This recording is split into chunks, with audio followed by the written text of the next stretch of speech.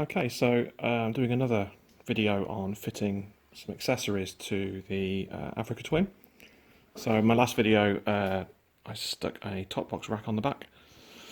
This time around, again, something that I do on pretty much every bike I have is I fit one of these. So this is an Optimate lead, well, battery charging lead. I use Optimate 3 chargers. But it's always handy, especially when the battery is not very accessible, it's handy just to fit one of these, and then you have this plug which you can just put somewhere like, I don't know, under the back here or something like that. So when you're not using the bike, you just plug it in. It's nice and convenient, and then you know that whenever you need to use the bike, the battery's going to be charged. What I didn't realise on this, again I'm learning a lot as I try and do bits and pieces on this, is that the battery isn't where it would ordinarily be. So on most bikes it will be under the seat, sort of around here somewhere. So the fuse box is here, but the battery isn't. So actually the battery on this is down here underneath that cover. So first thing to do is to get the cover off. Now there's no toolkit.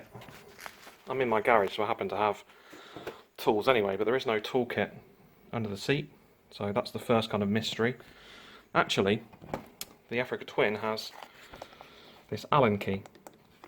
So what you're supposed to do is take that, if you ever need the toolkit, take that key, and then you use that key to undo this cover. So I'll do that and then I'll show you what's underneath.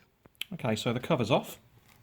So you can see there's quite a small, lithium ion batteries are smaller than lead acid, so it's quite small. I'm guessing Honda have put it here for, I don't know, some sort of weight distribution reason or something, but it is a bit of a pain that it's not under the seat. But anyway, that's fine. So the cover's off, and so this is the cover. It's not actually a cover, it's actually a case. So if you look inside, there's the toolkit. So it's quite neat, really. So yeah, you're supposed to use the Allen key that's under the seat to take the cover off, and then if you need the toolkit, then you just do that, and then you've got this neat little case with the toolkit in. So unfortunately, it isn't very easy to install. I've just been playing around with it. It's not very easy to install the lead underneath here, because if you can see, once you get this cover on, there's no space in there. Can you see? If you look on here, there's even a groove in this cover for this strap. So it's a really tight fit. So what I think I'm going to do, and what I've started doing, is I think I'm just going to have to put the lead inside here and then route the cables for the battery out the back by just drilling a couple of holes. But I've had to drill them in just the right places to feed the lead in, so you can see that the positive is going to go off through this left hole, and the negative, the earth, is going to go through this little right hand hole. So what I'll do is I'll then bundle up the cable inside here, because there's quite a bit of room in here, and then there's actually a groove already on this case that the lead will actually fit through, so that's quite handy. And then I can route the lead from there. I can route the lead out of this corner, and then it probably won't go up as far as under the seat, but that's kind of okay. I'd rather it was somewhere easier to get to. So what I'll probably do on this is cable tie it to a couple of places behind here, and then if I ever need to get to it, I can just get to it through here. And when I don't need it, I can just push it back through and it'll be out the way. So I'll crack on with that, and then we'll see how we get on. So I'm nearly there. So where I'm at the moment is terminals are back on. The wires, the optimizer wires are poking out the back. You can't see it very well, but it's kind of crucial to line up. If you look where the holes are that come out the back of the cover, they're pretty much in line with where the terminals are. That's because when you slide this back on, you're going to need to pull on this slightly as well in order just to get it to slide, get the whole thing to slide back on in front of the battery. What an absolute pain that is.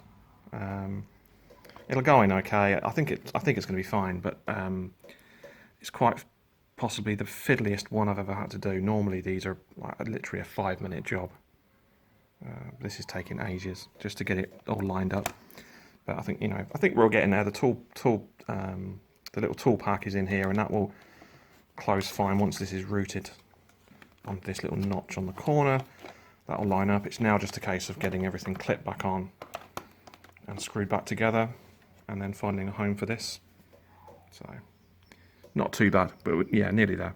Okay, so the original plan hasn't worked. So it just isn't possible, I don't think, certainly fiddly. So trying to feed the positive wire and negative wire through these holes while simultaneously getting this closed up, because you can't fit this without it being closed. It has to be closed all the way up and clipped together before you can actually fit it as sort of one block. And you have to get these two slots on the back of the box lined up exactly on top of these two kind of, what do you call those, lugs or something, those tabs. So yeah, it's just not possible. And also what's in the back of my mind is if this goes in for service, and I mean, I'm having trouble getting it on. I think the best thing to do with this is just to mount this lead completely independently of this box. I did consider like leaving this box empty and just relocating the toolkit to under the seat, but that would be better if there's room for it.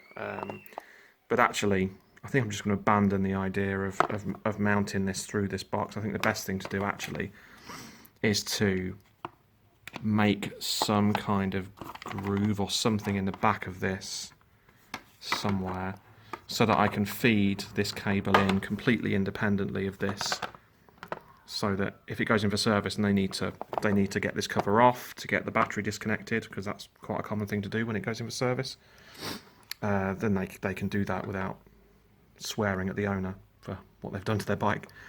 So I'm going to give that a go, and yeah, wish me luck. Okay, so finally got this sorted. So the solution that I came up with was to use this recess at the top.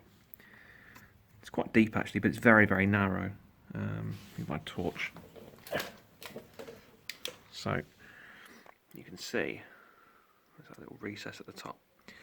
So what I've done is the inline fuse that's part of this cable, I've stashed up here, because if you didn't do that, it would be sort of, you'd end up sort of here somewhere, and that would then stop this this battery cover from fitting. And this battery cover's, like I said before, it's really, really shaped to fit the battery almost exactly, so there's not a lot of space. But what I've managed to do is, you see where the positive cable runs across the top? Well, that sort of fits this cutout here. And on the right hand side, I've got the cable running down, so the cable just goes straight down onto that negative terminal. And then the cable that's going out, that's with the plug on the end, goes down the right hand side there. And there's quite a lot of room there. Then I've just got it all sort of cable tied together. There's actually a little tiny cutout here that I managed to put a cable tie through. So then I've got it just routed, it sort of loops up here.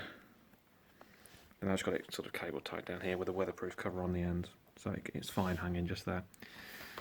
So yeah, success. Finally, that was by far the most fiddly install of a battery charging cable to a bike I think that I've ever done.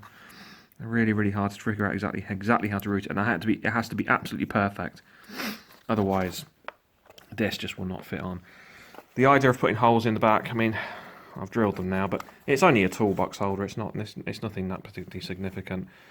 I've seen some solutions where people actually take the tools out of here and then they just house all the electrical stuff in here, even to the point of actually putting a terminal, drilling into the front here and actually having a terminal here, so you literally just plug directly into the front of this, which is quite neat, but I didn't want to do anything too, well, not visibly permanent compared to just drilling these little holes in the back that I actually don't need now.